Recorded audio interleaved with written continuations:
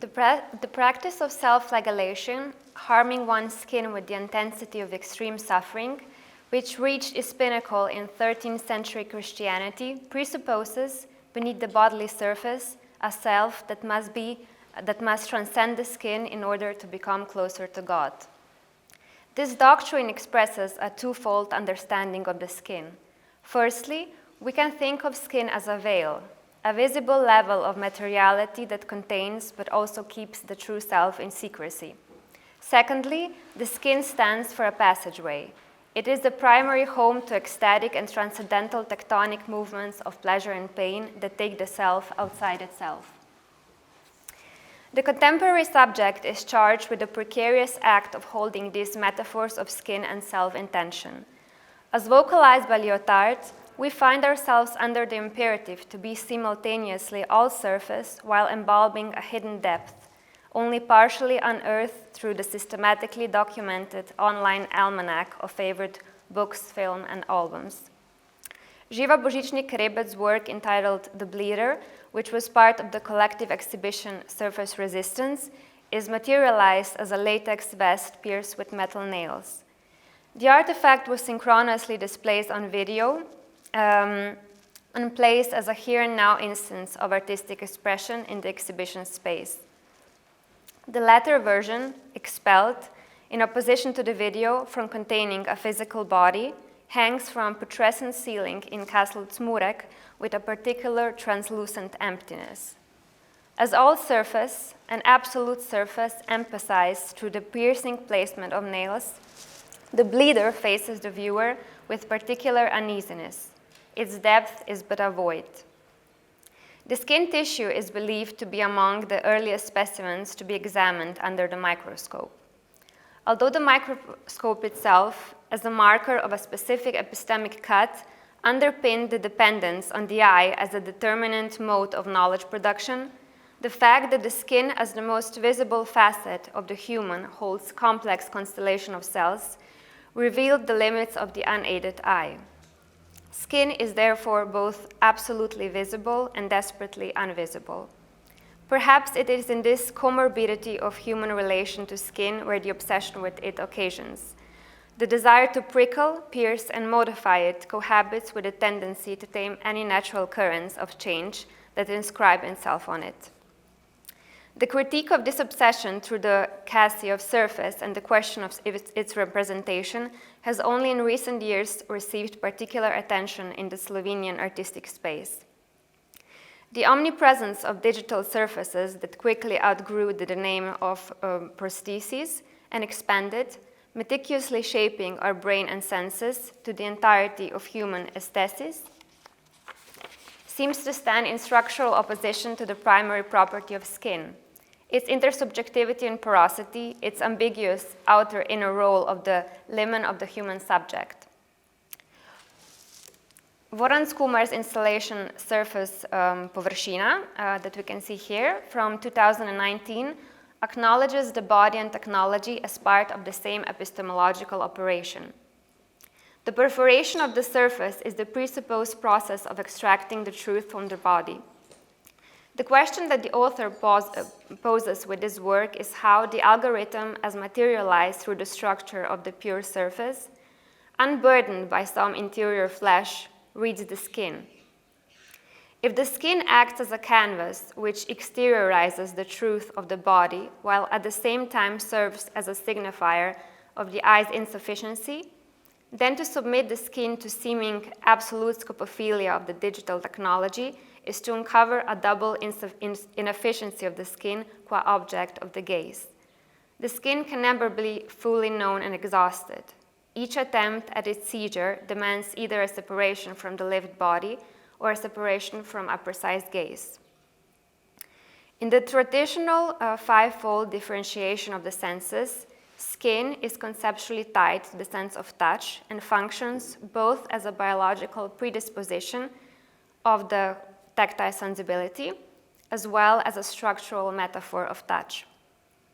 As something bypassing a strict subject-object division, touch is seemingly placed in opposition to the scopophilic vision, conditioning the sensible apparatus of the contemporary cyborg. Walter Benjamin notes that along with urban development of bigger cities, a new type of inhabitant arose. Along with the observer came the consumeristic need for tactile contact with objects. So Kumar's surface and Božičnik-Reber's topical applications too, which I will mention further on, were both exhibited in 2019, right before the first documented case of COVID-19. Placing the touch, although prohibited, at the core of social ordering, this medical, political, and social crisis can be understood as a magnifying mirror of the general crisis of touch. To gaze at these works from the lenses of haptic philosophy can help to articulate a radical instability of the human relationship to touch. The digitalization of typing fingers, which leads to the general digitalization of the human organism, can be interpreted as a counterweight to the fact that in the digital sphere, the body, although wired, is left outside before the entrance. The consequences that stem from this observation are twofold. The absent touch searches for its new home in the specific circumstances of digital technology. Highlighted popularity of ASMR artists. I will just quickly play a video now. Can I also do the sound? On YouTube that speaks with a strong accent reveal that what they capitalize on is a specific type of haptic technology. Whispering, mumbling, breathing, caressing, and cutting of the hair in these videos suggest physical proximity. Searching for touch in a series of sonic and visual mechanisms. Such content attempts to invert the eye to produce touch, and actually positioning the camera on a cosmetic chair to imply the viewpoint of the spectator results in seeing the ASMR artist as a series of their body parts. I can show this now. Maybe it's better visible here. We see the face, then one hand holding the hairbrush, one hand holding the scissor, and I don't know, placing it hands on our cheeks. The cut body then on the screen mimics a pre-symbolic state of the child. We cannot fully envisage where our body ends and the other's body begins. It is almost as if we would lay in the ambiguous moment of the emergence of touch and its necessary counterpoint, the non-touch or the absence of touch. This is the starting point of any possible differentiation between ourselves and others, but also the placenta of any intersubjectivity. ASMR artists also excessively focus on the bodiless surface. The performative touches tackle skin, nails, and hair. Guy Radit's immersive installation titled Hora builds on Plato's dialogue Timaeus. Plato's Hora, which paved the way for a very gendered understanding of the matter-form division, was reappropriated by the psychoanalyst Yulia Kristeva as a pre-symbolic state in which the child does not yet experience a structured spatial-temporal topology. There is only uncertain differentiation, a series of pulsations and stasis that is later transmitted into the symbolic order as its interior other. She calls this the semiotic. The touch between the semiotic and symbolic is begotten also as a rupture between them. It collides with an identification of the image and the initial experience of one's bodily autonomy. With the possibility to be touched by another, a syncope or a contact rupture must be produced.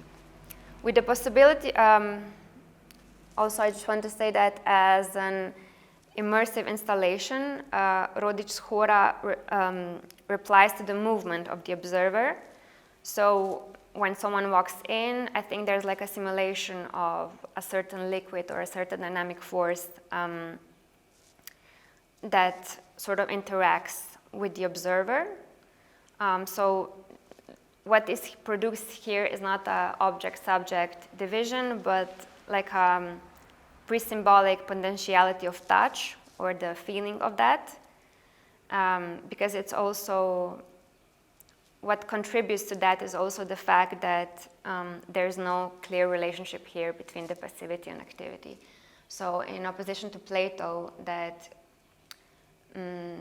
characterized this like passivity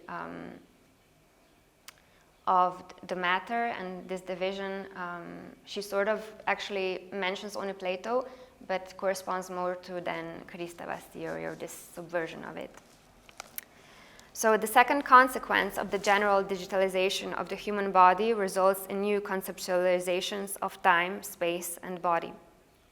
Touch is a proxemic category conditioned with discursive elements of distance and proximity, especially the radical minimization or almost annulment of the latter. It is therefore inscribed into the socially changeable concept of space. Space of the online world is defined not only by a radical shrinking. It almost seems to represent a new version of space that needs no foundation in the physical space.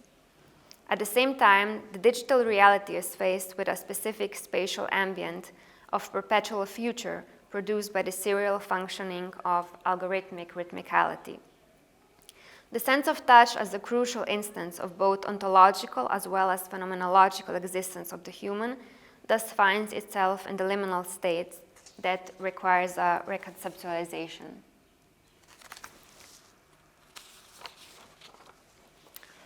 What dynamic principle then nourish contemporary artistic practices when they touch precisely by reproducing this absence of touch, when they adopt the language of pure naked surface? How does the hollow space in which skin is separated from the intersubjective structure of touch speaks through the language deciphered by the observer's eye precisely by touching? When our eyes touch, is it day or night? Asks Derrida in his seminal book on touching, Jean-Luc Nancy, and expresses the inherently synaesthetic nature of touch. The touch as something defined particularly through the never ossified pouring between subject and object is, according to a theorist, the theorist Iris Young, something that includes the sensible in all of its modalities and presupposes an active response. The eye itself, thus, has the ability to convey touch. Therefore, I use the word haptic and not just tactile, which would actually mean only the contact between two surfaces.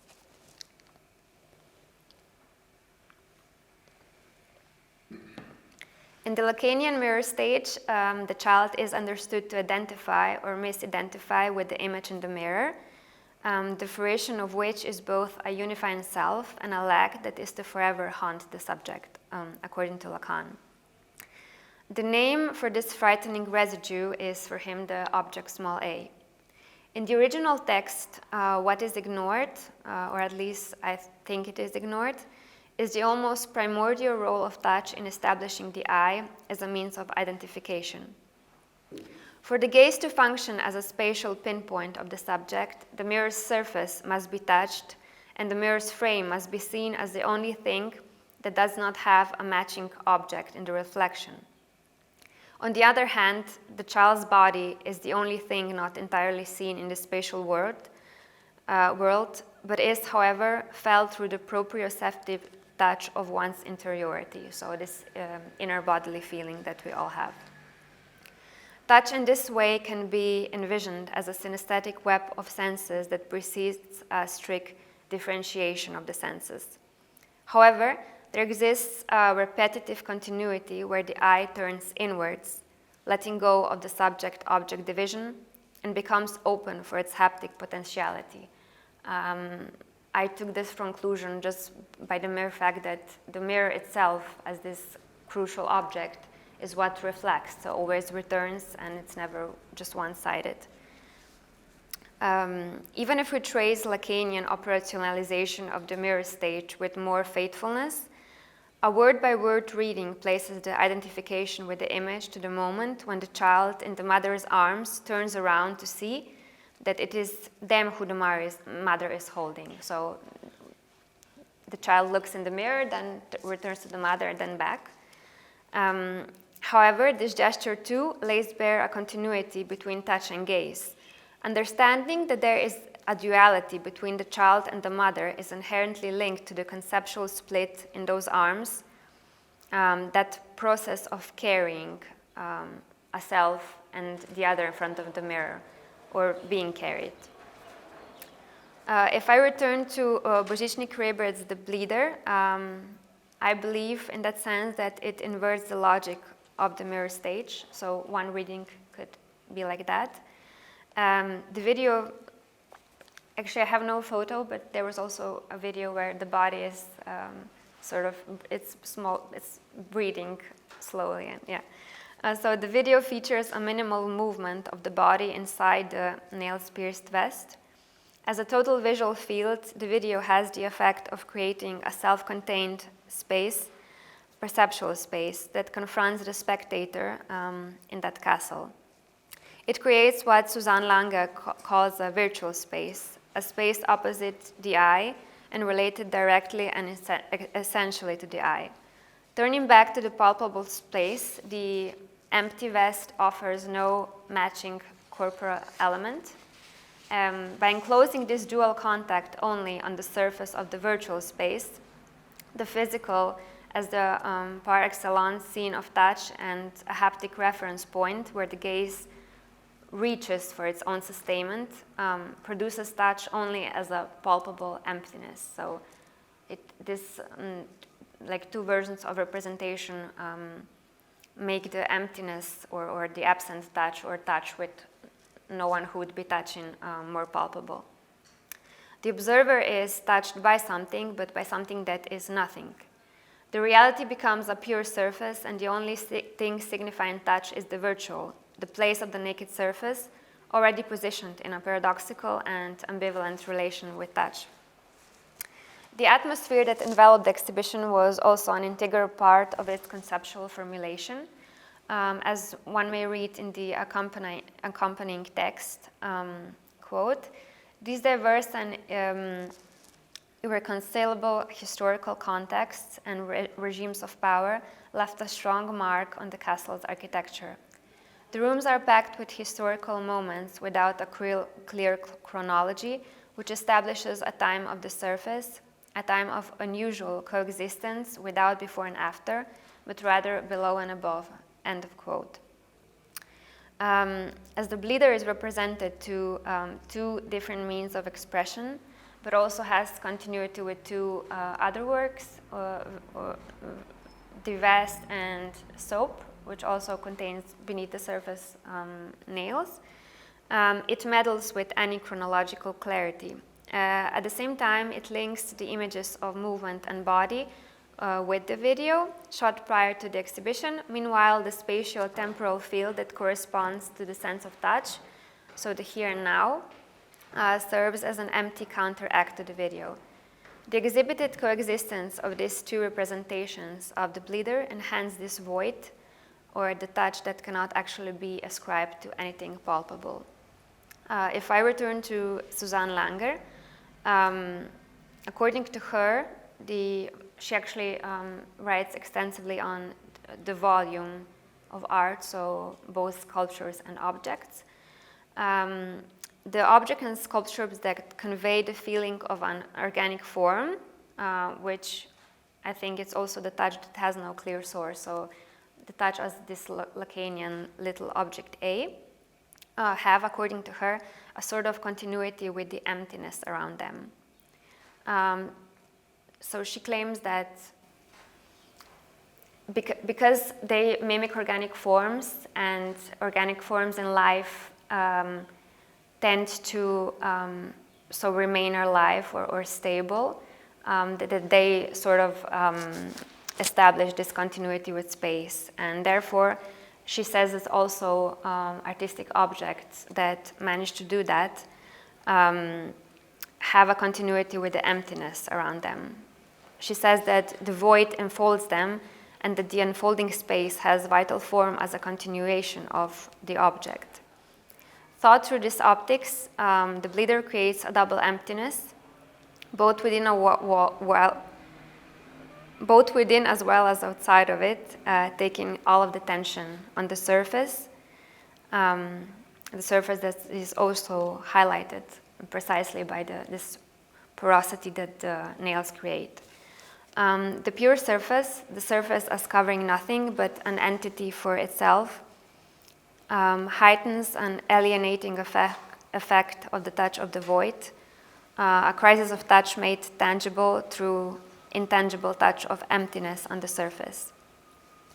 Then I also looked into topical applications too, by the same author, which I think that further exploits such voids, because the works brought question concerning the cosmetic products themselves and their applications.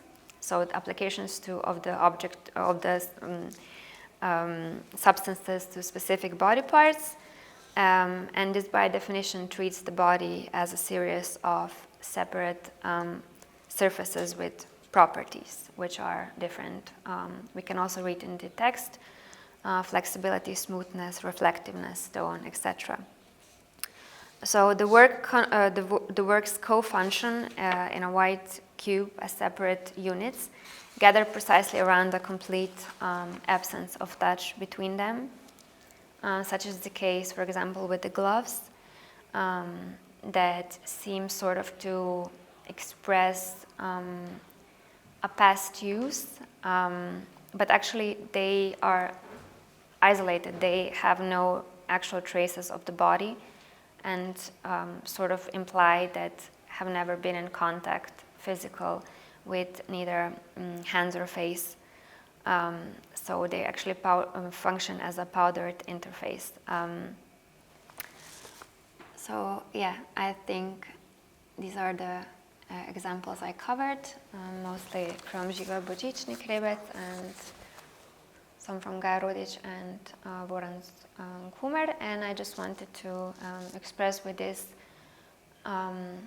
some practical, artistic addressing of what I defined as a contemporary crisis of touch, which is also a crisis of space, time, and the body, or the body that is not now a mere cyborg, but also this technique maybe too quickly acts on the brain plasticity, so occasioning also totally new ways of the sensible.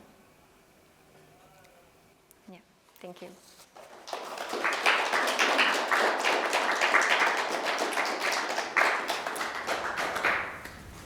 Thank you, Tjaša. If anybody else would like to add some notes or observations, you are very welcome to do so. I myself made some notes during your talk, and because we previously talked about some examples of artworks that you would like to cover, and I wanted to maybe add some interesting points and ask you something. Because you quoted Susanne Langer based on the writing of the sculpture. When it evokes a vital form, it does not represent merely the life, but it embodies a feeling of life through form and this spatial tension. And for her, the sculpture body is not just an object, but it's this perceptual event that it resonates in the viewer through its own bodily awareness. And I think that some of the works maybe you didn't add up here in your presentation are interesting to observe that. For example, when we saw Blaž Miklaučić sprawl in Axioma, maybe you can click on some of the tabs there. Okay. Here? I added it in the... Oh, you added it. Okay, I can see it, yeah. So the body is no longer anatomical, but computational, and it's scattered across the gallery as some kind of a network of forms that fold and mutate. So here we do have this presence of bodily form, as previously you talked about the void, so it's absent. And I was wondering, about this encounter with this bodily form? What does that evoke in us? Like, I think that when we perceive these, we are caught in a strange loop that we recognize the body, but we cannot address the subject. And I was wondering if this is a kind of, it activates some kind of a mutual empathy, maybe. Could we feel that this body looks back at us, not with the eyes, of course, but through some kind of a relational positioning?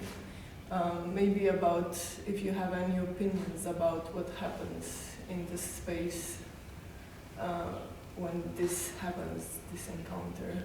Or maybe as well take up as Dirtz with her marble sculptures that also are very organic. Are they also here bodily. or are they also here on the tabs? Yes, some of the next tabs. But not the Facebook one. Yeah, the Facebook. No, this is still. This is an exhibition in Relationality. Okay. I think that was first. Do you have any views on those works as well? I mean, yes, I think they also have some maybe continuity, or they catch the zeitgeist similar to topical application. Yeah. So the body is cut or not whole, which is also reflected in the way we use digital space. So there's not this continuity anymore of the body as a wholeness in the physical space, but also this confusion of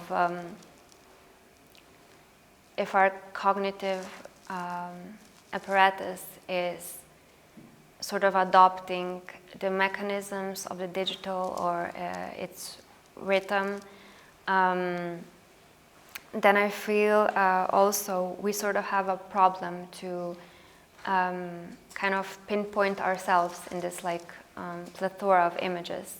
So this is kind of the way we might, in a certain form of space we use, we may not be able to identify with a clear spatial point. So I think this is sort of a general confusion, or it produces a feeling of the scattering of the body, which is also always targeted by commercials, by just the way that the body is maybe more image than is the body today. And the image is also always partial and scattered. I don't know if I answered your question. No, I was just wondering, about the expansion of the examples here, because I think they're interesting.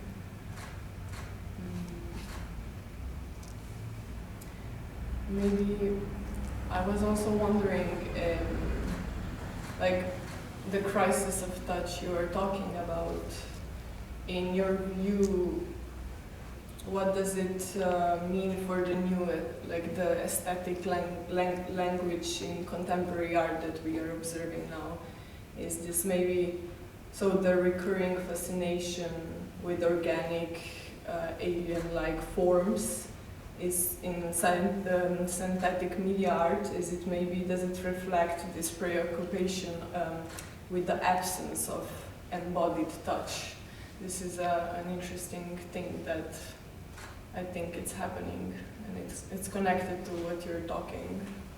Yeah, I would say so. I think the general, I think there are lots of forms in which this reflects, because I think of touch not, as I said, not only like just the contact of the surfaces, but also just the sensible experience of maybe being here and now and not being completely able to differentiate oneself. So being maybe impatiently moved, empathetically moved or something.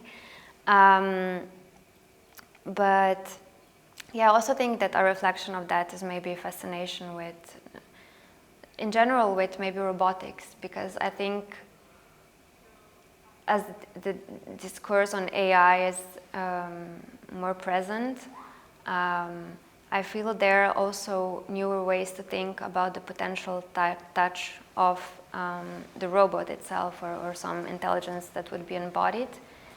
While as if we see just previous representations, it was either fembot, like in movies or in art forms, it was either like a subjugated fembot or something that wants to destroy humanity.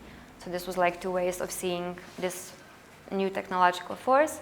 But I feel now it's, on the one hand, just this dialogue between this totally organic that is even maybe beyond organic, like monstrous bodies, and complete artificiality. And they're just sort of combining, looking for new points of interaction, or, yeah.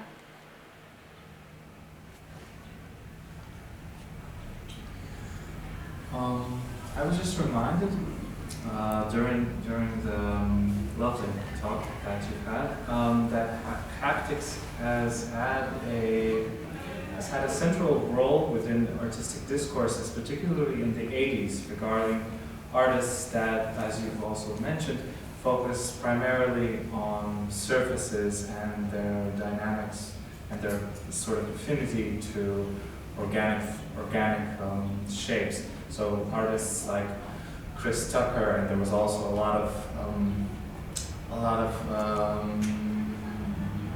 of texts connected with other media as well, such as painting and so on. And they focused on hapticality being something that escapes the human brain. So it's sort of what they said, the inclusion of hapticality was a sort of attack on traditional conceptual art, which focused on language and signifiers and so on.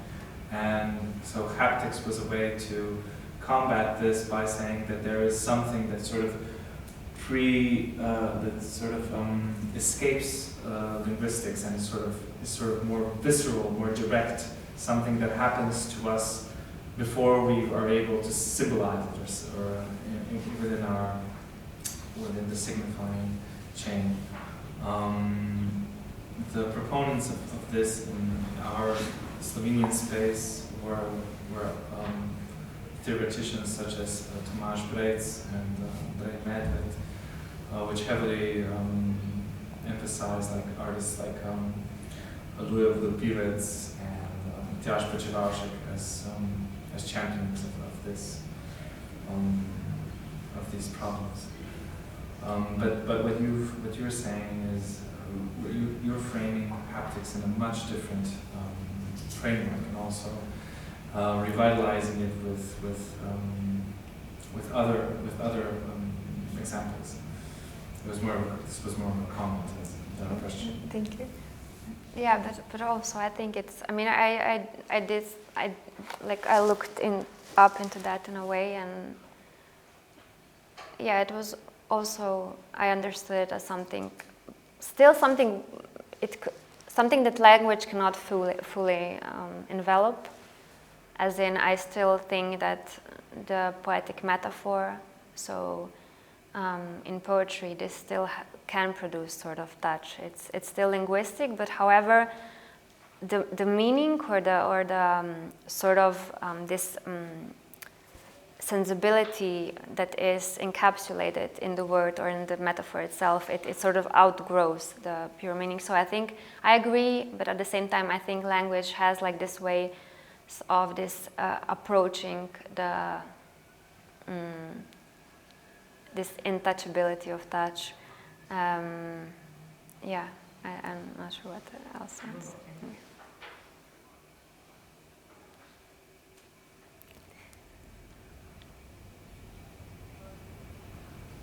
Anybody has some remarks still, or should we continue in the one-on-one talk? Maybe it was a beautiful presentation from Tjaša. I'm sure it evoked suggestions.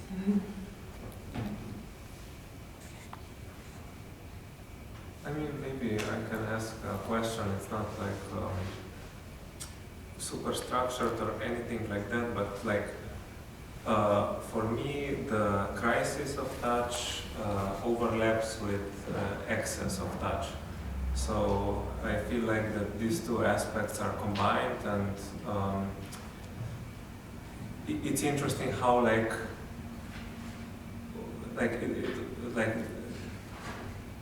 through the works that you like you highlighted and through your talk, it's interesting how like this void as a surface is increasingly foregrounded, and in that sense, like we could say that void is not a lack but an increasing fullness. And some of the images or the objects are kind of merging precisely through this kind of increasingly saturated and uncontrolled dynamics or whatever. So I'm interested, like how you see this duality or dialectics between crises as kind of what I was just saying. Yes, as I wanted to actually say about like analyzing the bleeder, I did wanted to not say void, but I think I paraphrased it later on less like this anomaly of touch that sort of glues away from the what is touching. So this is still a palpable presence, but also I absolutely agree. We can see, like, the internet is full of the carnal. It's like mukbang is a prototypical example of that, and many other things. So I think, at least as I feel sometimes, on the one hand there's a crisis of touch, but on the other, there's like this way of almost devouring or leeching onto touch through some like mediated mechanisms, but that also allow for the contemporary subject to select very carefully when and how. So it's more as almost a series of selected moments. So I think it's like, it's just, maybe a different framework of exercising the carnality, which is quite maybe the inverted picture of what we might see in the, I don't know, physical space or,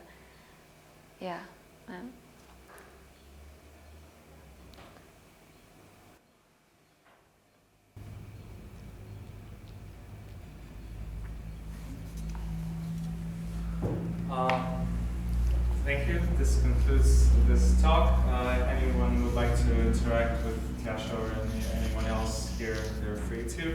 Afterwards, I would like to thank Valeria Intihar and Naya Zuzut for organizing this event, and of course Tjaša for her contribution, and Izita again for the invitation. And I think the Ministry of Culture and the Municipality of Ljubljana, if anybody would like to have an issue of Shroom, they're free here, and follow us online. Thank you. Bye.